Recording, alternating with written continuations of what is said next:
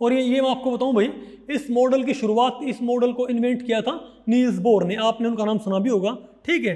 Niels Bohr ने इस model को भाई इन्वेंट किया था 1913 के अंदर। और आपको मालूम होगा कि भाई एटम की स्ट्रक्चर के बारे में उनका जो भाई उनका काम बहुत ज़्यादा प्रोमिनेंट था, बहुत ज़्यादा सिग्निफिकेंट था।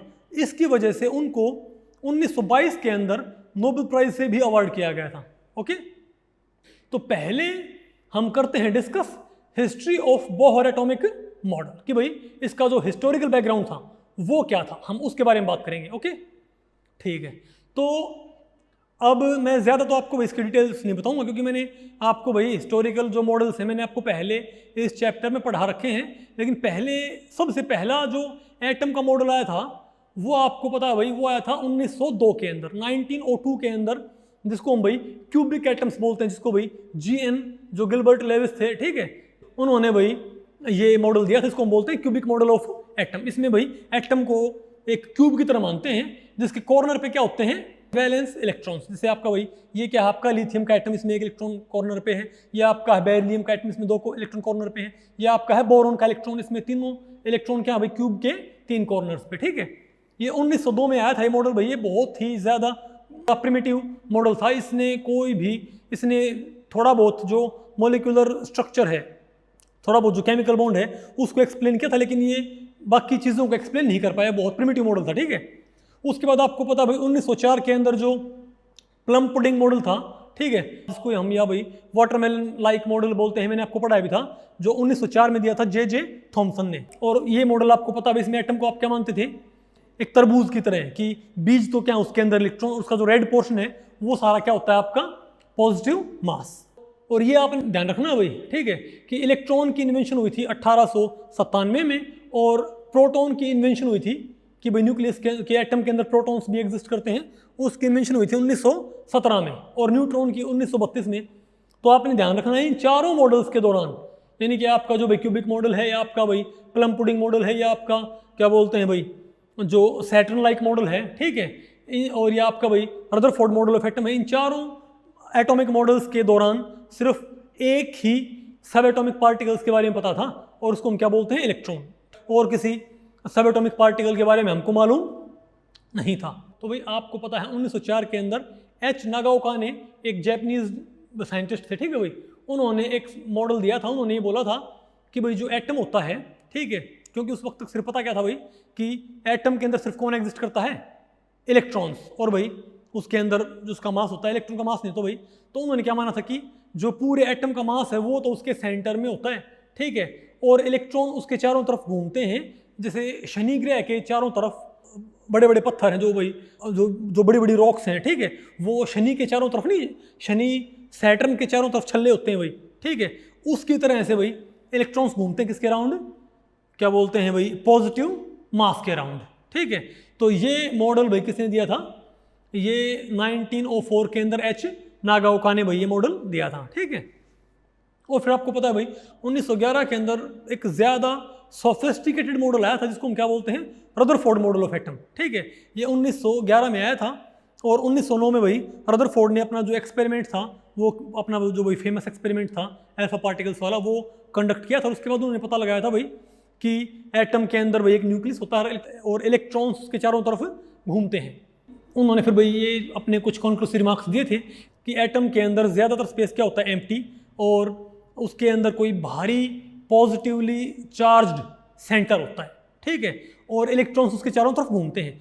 तो ये किसका मॉडल था भाई, रदरफोर्ड का। तो मेरे ख्याल से आपको चारों मॉडल आपको पता लगे। तो पहला मॉडल कब आया था, 1902 में। दूसरा मॉडल कब आया था फिर 1904 के अंदर, जो J.J. थॉमसन ने दिया आपका भाई वाटरमेलन लाइक मॉडल, ठीक है। तीसरा मॉडल आपका 1904 में आया था बाद में, ठीक है, जिसको हम क्या बोलते हैं भाई, सैटर्न मॉडल भी बोलते हैं, सैटर्न लाइक मॉडल भी बोलते हैं।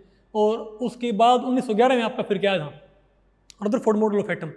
लेकिन जब हमने आपको रदरफोर्ड मॉडल ऑफ एटम पढ़ाया था, ठीक है, तो हमने आपको ये भी बताया था भाई कि भाई इसकी कुछ लिमिटेशंस हैं। और इसकी लिमिटेशंस क्या हैं, क्योंकि रदरफोर्ड के अकॉर्डिंग इस न्यूक्लियस के चारों तरफ इलेक्ट्रॉन घूमेंगे। और ये आपने ध्यान रखना है कि न्यूक्लियस के अंदर उनको ये नहीं पता था कि भाई प्रोटॉन्स भी होते हैं, ठीक है। उन्होंने सारे का सारा जो मास है उन्होंने उसको भाई एक सिंगल एंटिटी माना, जिसको हम क्या बोलते हैं, न्यूक्लियस। तो देखा जाए तो भाई उस वक्त वो एटम को 2 पार्टिकल से मिला मिल के बना मान सकते हैं, एक तो न्यूक्लियस और दूसरे इलेक्ट्रॉन्स, क्योंकि भाई प्रोटॉन्स के बारे में उस वक्त मालूम नहीं था। ठीक है, तो अगर आप रदरफोर्ड मॉडल के अंदर भी या आप बोहर एटॉमिक मॉडल के अंदर भी न्यूक्लियस के अंदर आप प्रोटॉन्स और न्यूट्रॉन शो करते हो तो वो ठीक नहीं होता। क्योंकि भाई जब रदरफोर्ड मॉडल आया था, मैं इस बात को बहुत बारी बोलता हूँ कि भाई ये स्कूल कॉलेजेस में बहुत ज़्यादा एक गलत बात होती है कि जब बच्चों को रदरफोर्ड मॉडल पढ़ाते हैं या उनको भाई बोहर एटॉमिक मॉडल पढ़ाते हैं तो न्यूक्लियस के अंदर वो प्रोटॉन्स और न्यूट्रॉन्स भी डिपिक्ट कर देते हैं। भाई आप ये खुद सोचिए, जो आपका रदरफोर्ड मॉडल था वो तो आया था 1911 के अंदर, और जो आपका बोहर एटॉमिक मॉडल वो आपका था 1913 के अंदर, और प्रोटॉन की इन्वेंशन कब हुई थी कि भाई न्यूक्लियस के अंदर प्रोटॉन्स भी होते हैं 1917 के अंदर। इसका मतलब ये होगा ना कि भाई कि जब रदरफोर्ड मॉडल आया या आपका बोहर एटॉमिक मॉडल आया तो उस वक्त तक न्यूट्रॉन्स के बारे में ना पता था और ना ही प्रोटॉन्स के बारे में पता था। ठीक है, तो सिर्फ वो न्यूक्लियस को एक सिंगल पार्टिकल ही मानते थे। ये आपने हमेशा ध्यान रखना भाई, ये कभी भी आप रदरफोर्ड मॉडल ड्रॉ करो या आप बोहर एटॉमिक मॉडल ड्रॉ करो तो आपने उसके अंदर प्रोटॉन्स और न्यूट्रॉन नहीं शो करने, अदरवाइज वो गलत हो जाएगा। ओके, तो भाई रदरफोर्ड का जो मॉडल था तो उन्होंने इलेक्ट्रॉन्स को न्यूक्लियस के चारों तरफ घुमा दिया था। ये आपको भाई नजर भी आ रहा होगा कि भाई ये इलेक्ट्रॉन ऐसे घूमते हैं, ये इलेक्ट्रॉन इसके चारों तरफ घूमते हैं। लेकिन इसके अंदर दिक्कत क्या थी, क्योंकि भाई रदरफोर्ड मॉडल क्लासिकल मैकेनिक्स के अकॉर्डिंग था, तो ये क्या बोलता है कि भाई जो इलेक्ट्रॉन्स हैं क्योंकि वो जब एक्सेलरेट करेंगे, ठीक है, तो वो क्या एमिट करेंगे, इलेक्ट्रोमैग्नेटिक रेडिएशन, और इलेक्ट्रोमैग्नेटिक रेडिएशन एमिट करेंगे तो वो उसकी फॉर्म में एनर्जी एमिट करेंगे और उनकी खुद की एनर्जी कम होएगी, और अगर उनकी खुद की एनर्जी कम होएगी तो वो लास्ट में इसके चारों तरफ घूमते घूमते, भाई मैंने आपको पढ़ाया भी था कि ये घूमते घूमते किसके अंदर टक्कर मार देंगे, न्यूक्लियस के अंदर। तो इसलिए भाई ये रदरफोर्ड मॉडल भी आपका भाई फेल हो चुका था।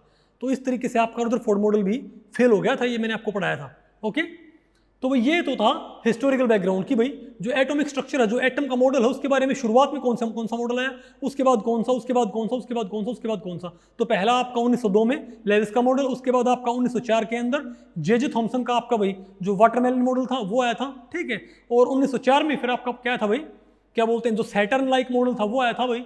उसमें आपने एटम को शनि ग्रह की तरह मान लिया कि उसका सारा मास तो भाई क्या बोलते हैं सैटर्न की भाई उसके कोर में है। ठीक है, पॉजिटिवली चार्ज्ड, और बाहर कौन घूमते हैं, इलेक्ट्रॉन छल्ले, एक रिंग की शेप में सारे इलेक्ट्रॉन घूमते हैं। ठीक है, और उसके बाद आपका भाई जो 1911 में आपका फिर क्या था, रदरफोर्ड मॉडल। तो ये आपने भाई पढ़ लिया।